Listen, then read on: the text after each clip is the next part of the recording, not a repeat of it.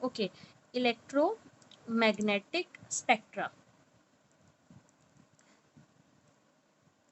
Spectrum जितनी भी frequencies वाली, या हम कह सकते हैं जितनी भी वेवलेंथ वाली रेडिएशंस हैं, उन्हें अरेंज करना असेंडिंग या डिसेंडिंग ऑर्डर में अकॉर्डिंग टू देयर वेवलेंथ और फ्रिक्वेंसी, उस पैटर्न को बोलते हैं इलेक्ट्रोमैग्नेटिक स्पेक्ट्रा। ठीक है, मीन्स सारी वेवलेंथ वाली रेंज की ईएम रेडिएशन को असेंडिंग या डिसेंडिंग ऑर्डर में सेट करना, वो है इलेक्ट्रोमैग्नेटिक स्पेक्ट्रा। ठीक है, अभी तक हमने विजिबल स्पेक्ट्रा तो देखा ही हुआ है, सुना भी हुआ है, तो आज हम और भी पढ़ेंगे, रेडियो वेव्स, एक्सरे, यूवी, वो सब पढ़ेंगे। तो ये माइंड में रखना कि इलेक्ट्रोमैग्नेटिक वेव्स जो है ना, वो किस तरह से प्रोड्यूस हो रही हैं, उनके बेसिस पे अलग अलग हो जाती हैं। मींस प्रोडक्शन का हर एक का मेथड अलग है, उसके बेसिस पे तरह तरह की इलेक्ट्रोमैग्नेटिक रेडिएशंस हैं, उनकी प्रोडक्शन और डिटेक्शन जो है ईएम वेव्स की, उसके अकॉर्डिंग हमने इनकी ग्रुपिंग की हुई है, फिर ग्रुपिंग करके उनको एक ऑर्डर में सेट कर दिया। तो सबसे ज़्यादा नीचे से शुरू होती हैं रेडियो वेव्स, जिनकी वेवलेंथ सबसे ज़्यादा है। तो रेडियो वेव्स वो वेव्स हैं जिनकी वेवलेंथ सबसे ज़्यादा है।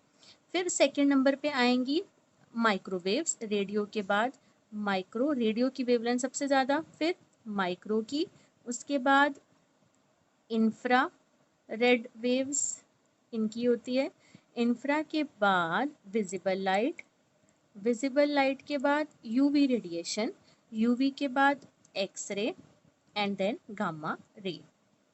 ठीक है, ये जो मैंने रेडिएशन लिखी हैं, ये सेट हैं increasing order of their wavelength.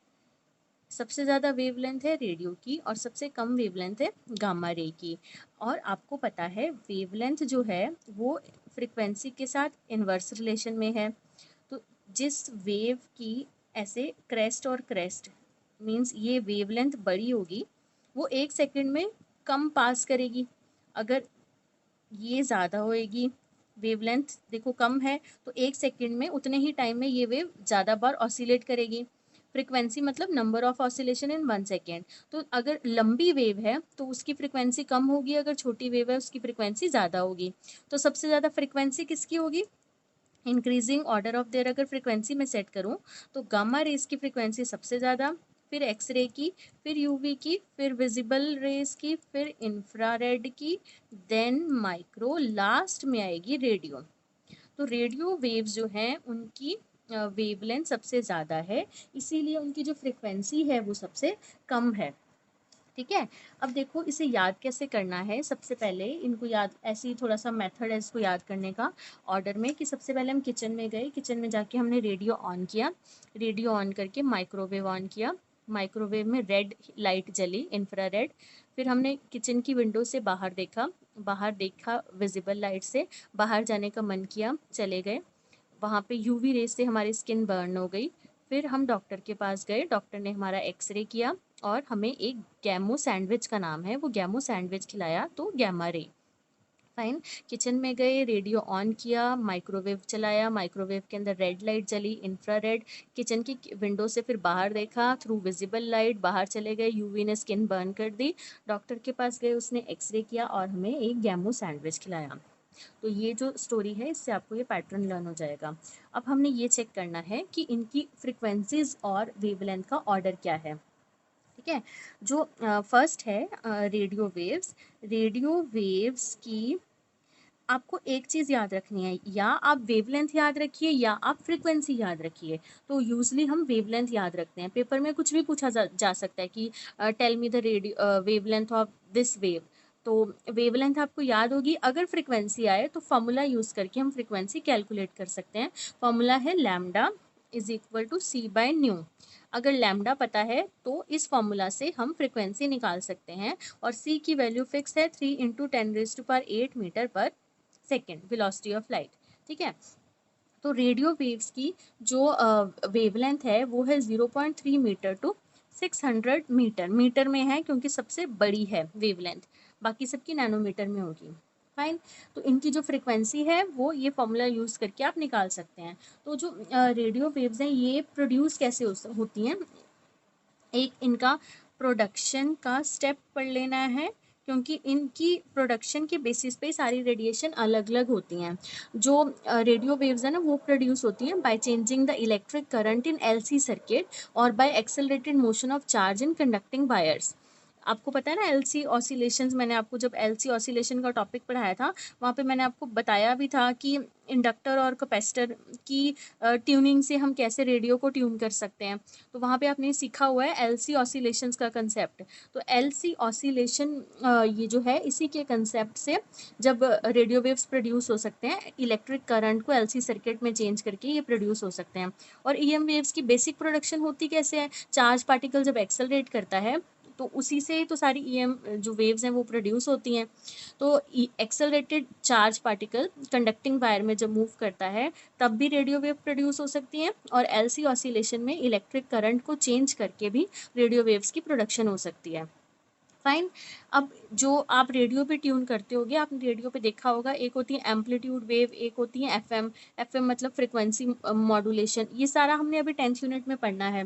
Ground wave propagation, sky wave propagation.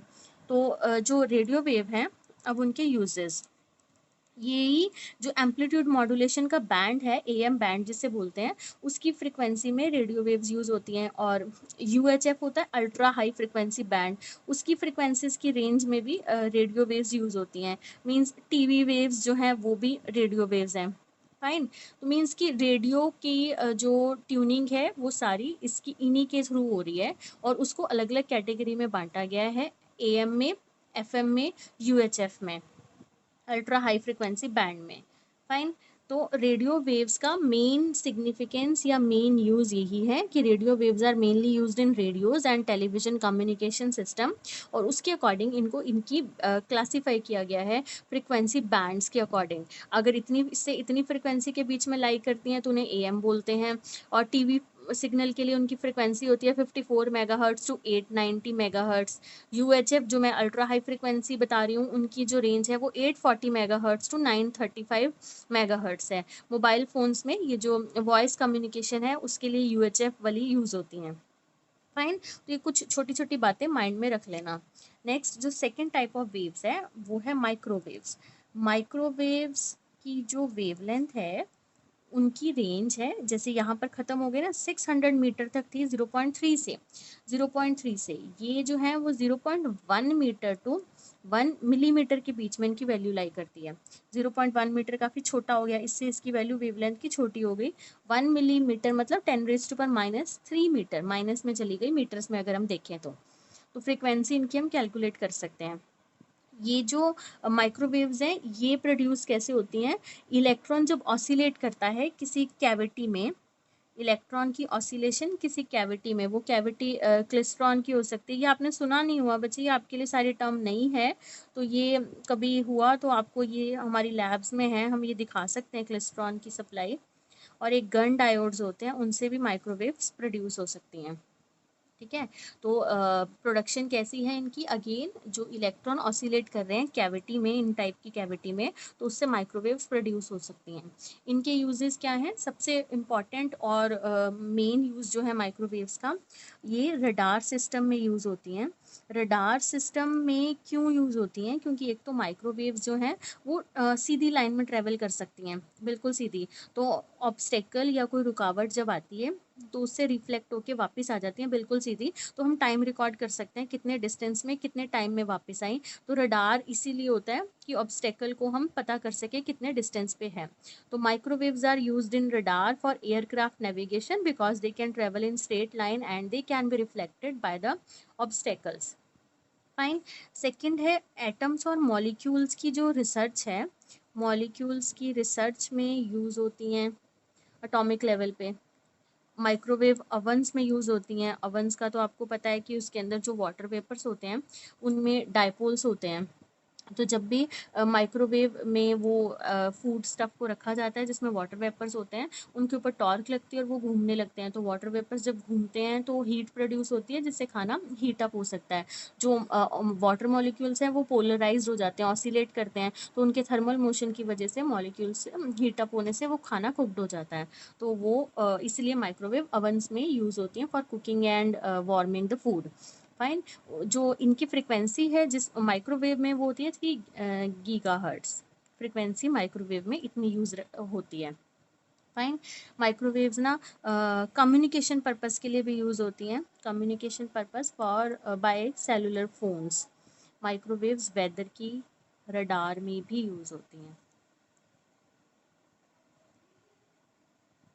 तो these are some important applications of microwaves.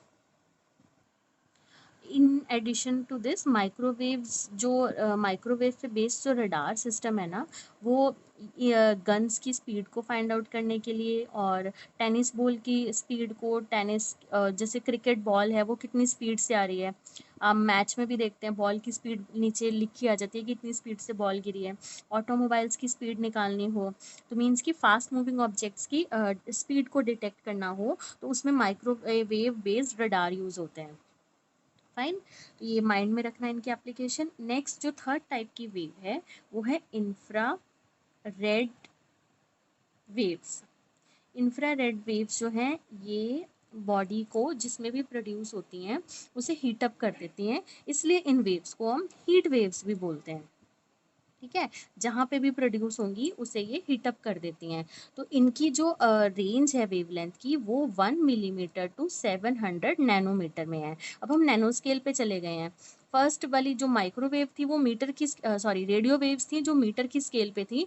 Microwaves में हम मिलीमीटर में चले गए, और जो इंफ्रारेड है वो नैनोमीटर की स्केल पे है। 1 मिलीमीटर टू 700 नैनोमीटर इनकी वेवलेंथ है। और अगर हम फ्रिक्वेंसी कैलकुलेट करेंगे उस फॉर्मूला को लगा के, तो किलो हर्ट्स 3 × 10⁻11 किलो हर्ट्स से 4.3 इंटू 10⁻14 हर्ट्स इनकी फ्रिक्वेंसी की वैल्यूज़ हैं। फाइन। ये जो इंफ्रारेड वेव्स हैं ये कैसे प्रोड्यूस हो सकती हैं?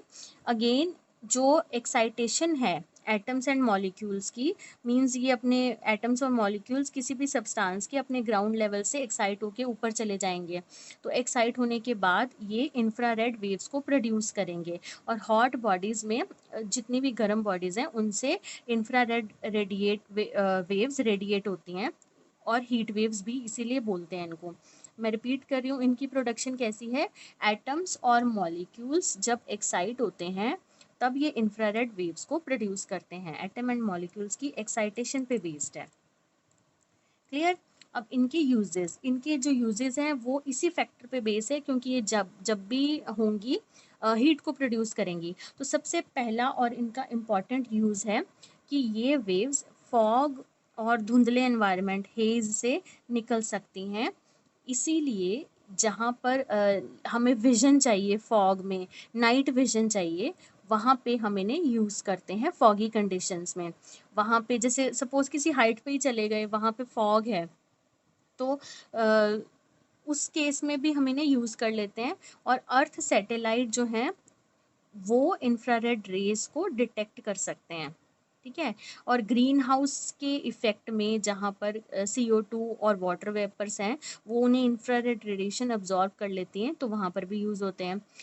एंशियंट वॉल पे सीक्रेट राइटिंग लिखी होती थी, पुराने लोग लिख गए थे, तो उनको डिटेक्ट करने के लिए उनके ऊपर इंफ्रारेड रेडिएशन डालते हैं, तो वो जो सीक्रेट राइटिंग्स लिखी होती हैं वो रिवील हो जाती हैं।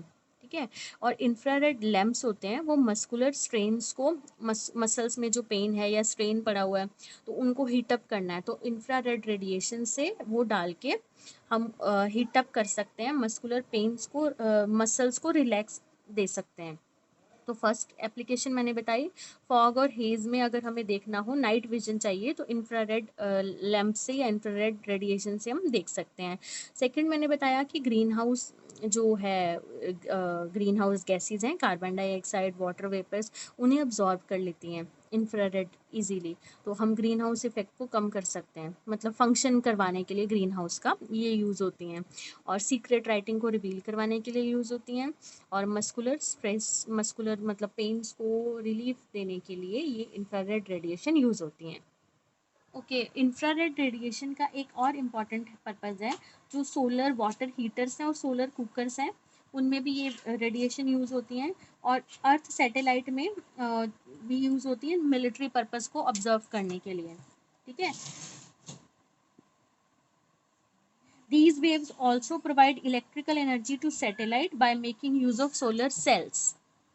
Next radiations, फोर्थ कैटेगरी की इंफ्रा के बाद विजिबल।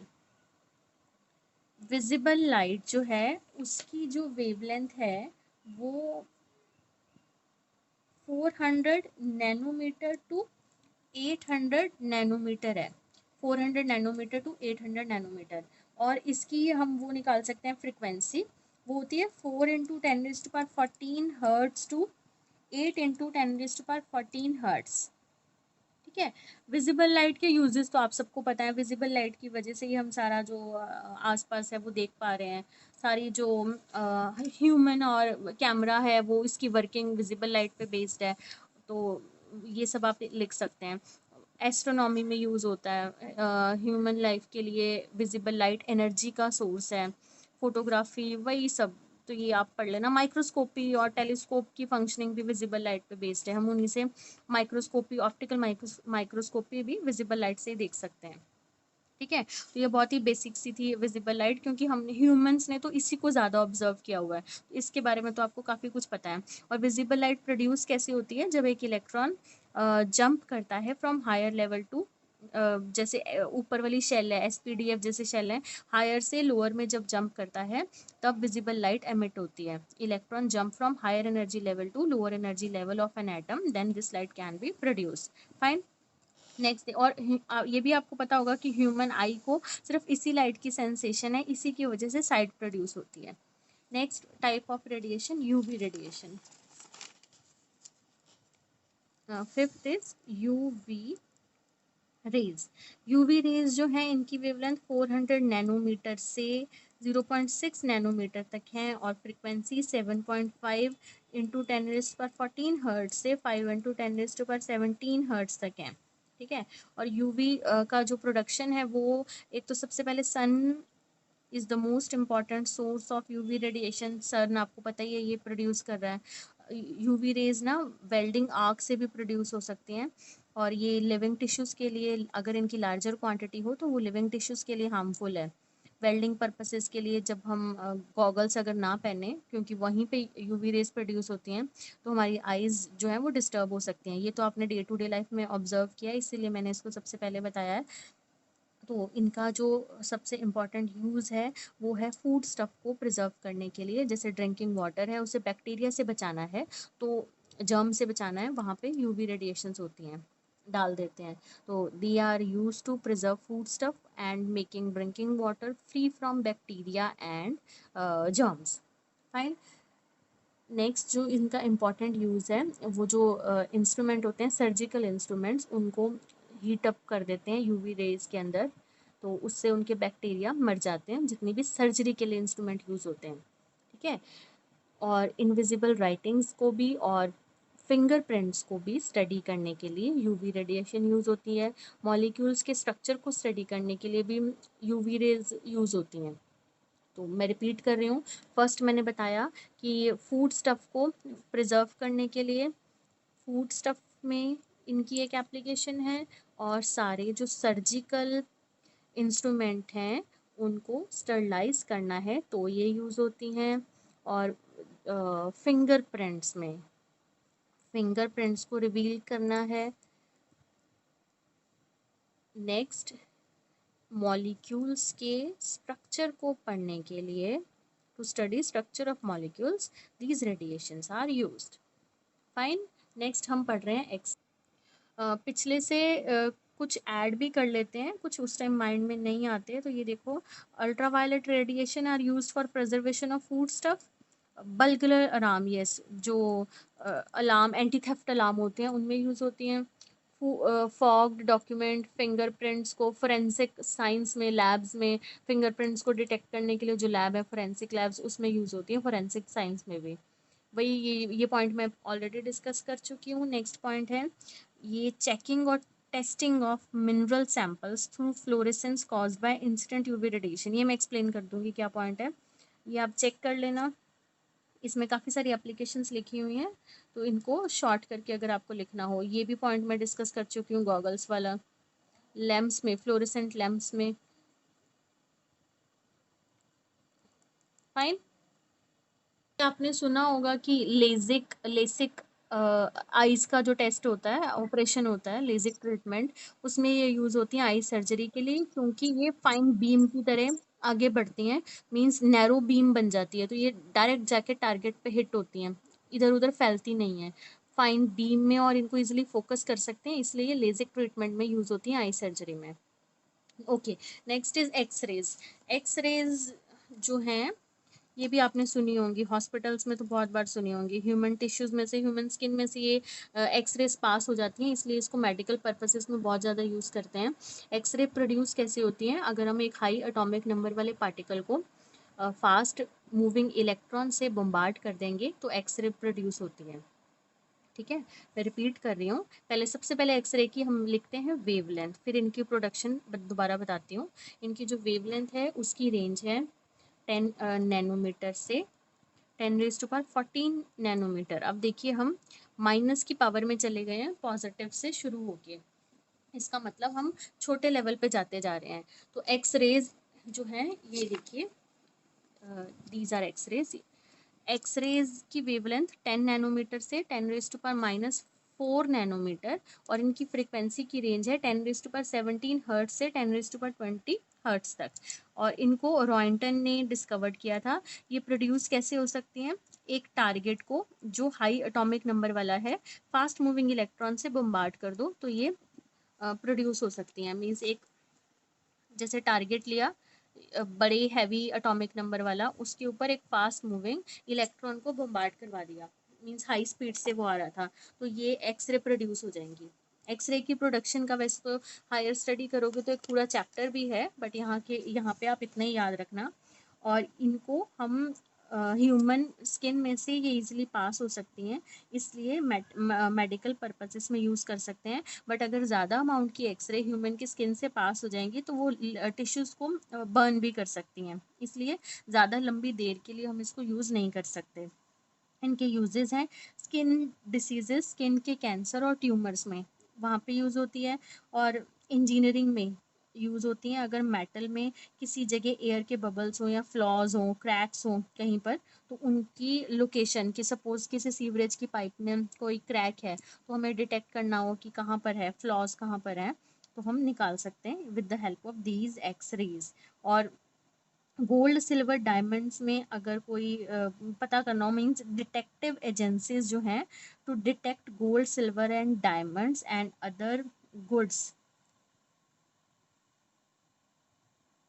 किसी बैग में या पर्सन की बॉडी में तो नहीं है, जैसे कोई एक पर्सन कोई ये हैवी चीज़ें डायमंड वगैरह लेके जा रहा हो एयरपोर्ट पे, तो एक्सरेज की जो मशीन्स होती हैं वो डिटेक्ट कर सकती हैं कि उस पर्सन के पास कोई ऐसी गोल्ड सिल्वर डायमंड वाली कोई ऐसी चीज़ तो नहीं है, तो डिटेक्टिव एजेंसीज एक्सरे की हेल्प से ये सब डिटेक्ट कर सकती हैं।